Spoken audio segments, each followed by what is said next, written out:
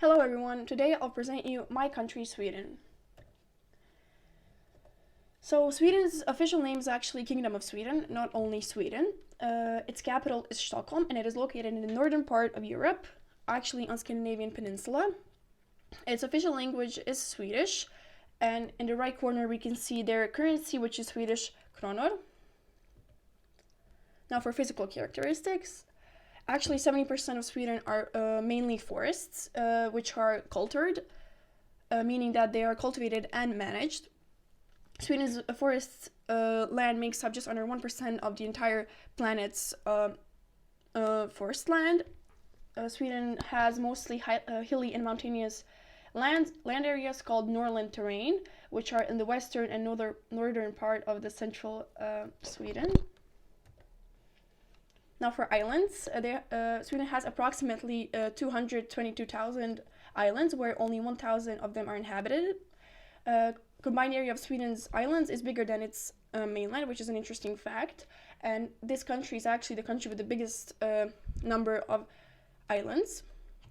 Here we can see Kalmar Castle on the biggest island, Gotland, which is breathtaking. An island called Tjörn, which is one of the most inhabited ones. Now for the lakes, Sweden has 97,500 lakes, which is a big amount of lakes for that area, where the biggest ones are Vänern, Vättern, and Mälaren. All of the lakes have glacial origin, meaning that they are formed due to erosional actions by glaciers. Here we can see the picture of the lakes and their location. We have Lake Vänern, Lake Mälaren, and Lake Gotland.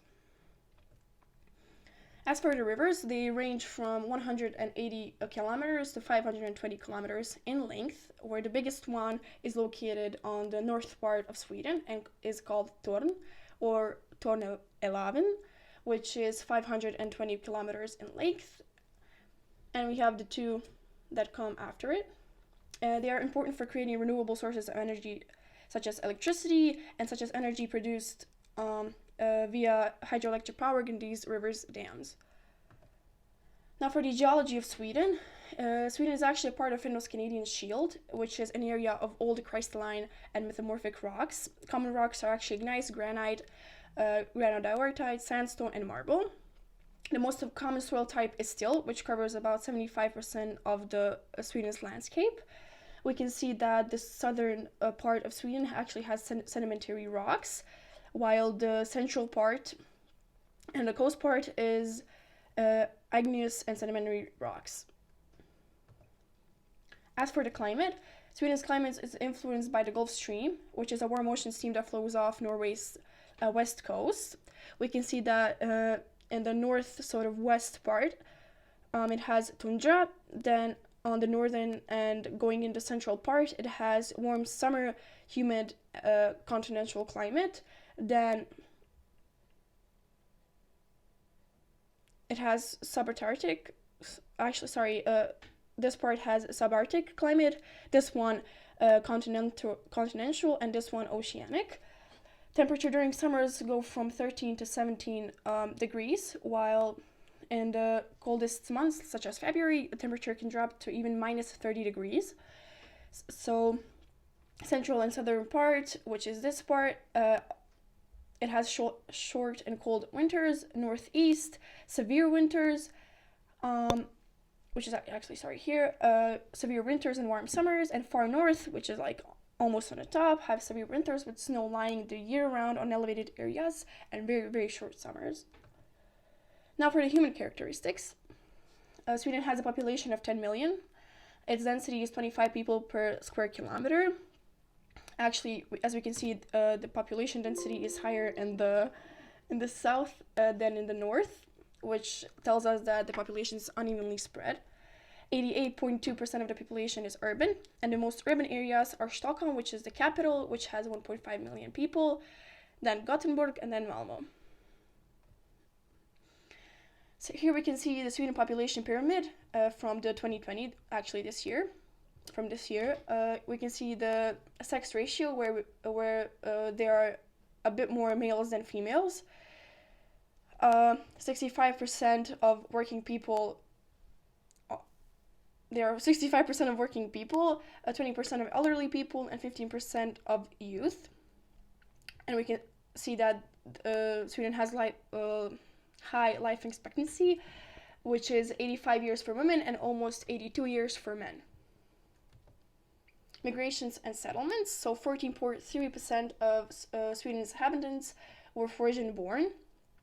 And foreign-born immigrants were Finnish, semi-minorities, Turks, Greeks, Finns, Yugoslavs, Danes, and Norwegians.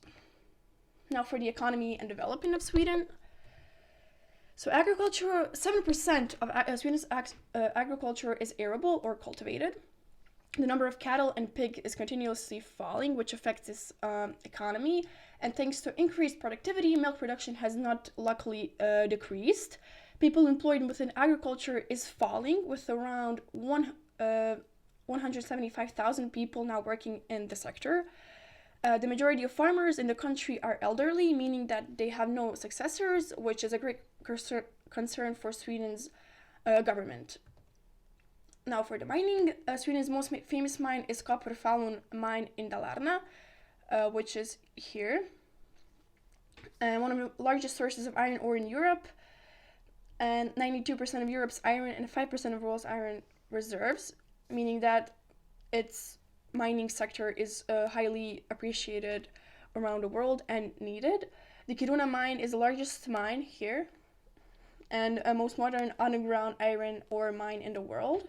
Currently, Sweden's mines produce 80 million tons of ore per year. Now for energy sources, Sweden has a rich supply of moving water and biomass, which leads to high share of renewable energy.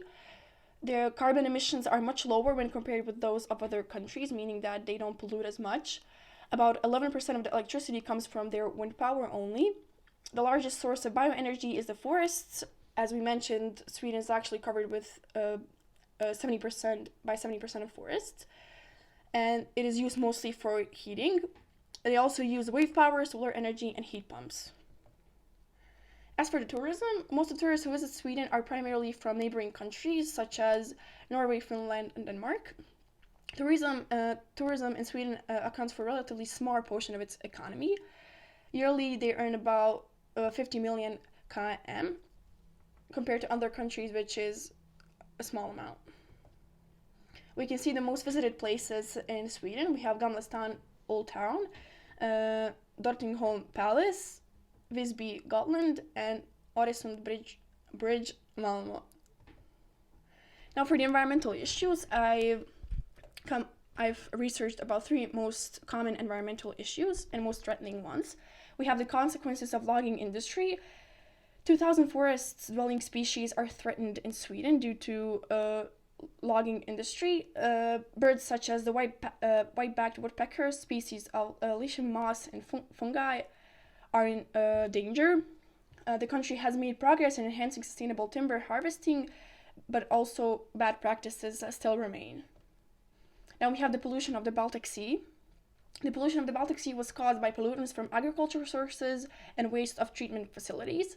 Sweden was responsible for 12% of 1 million tons of nitrogen which were dumped into the Baltic Sea, 9% of the 43,000 tons of phosphorus dumped into the Baltic Sea in 2010, which is a huge amount of deadly chemicals for the sea life, but also us humans.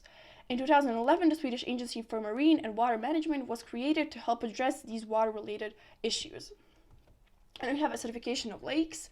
Due to continued industrialization and growth of urban areas in the south, the quality of water has an issue and threats to flora and fauna. Sweden has worked since 1990 to reduce acidity in its lakes, and fish still cannot breed in more than 16,000 lakes, which is pretty sad. Now for some interesting facts about Sweden. So Sweden was the first country in the world to ban the smacking of children in 1979. Sweden is the only country in the world where donations stand for more than 1% of the total GDP, which means that they are a very, very generous country.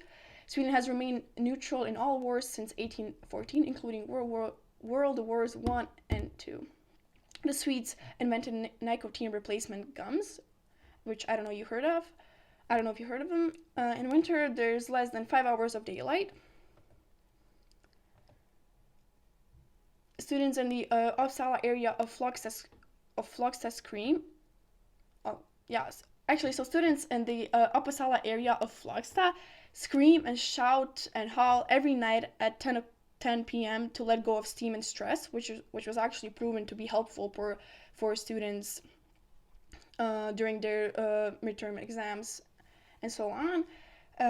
They banned baby names in Sweden, and names that were banned include Elvis, Superman, Metallica, IKEA, and this large name. The world's first ice hotel was built in Jukkasjärvi, Sweden. The hotel has 60 rooms and is carved out of 4,000 tons of densely packed snow and ice. The Swedish 3-point seatbelt is claimed to have saved 1 million lives. Here we can see the hotel made entirely out of ice. And now for the global context, I chose orientation in space and time, which was exploring social history, exploring migrations, natural and human landscapes, and adaptation and evolution of the country. ATL skills, organization, critical thinking, creative thinking, and information literacy. And IB learner profile, open-minded, thinkers, knowledgeable, and inquirers. Here's my bibliography.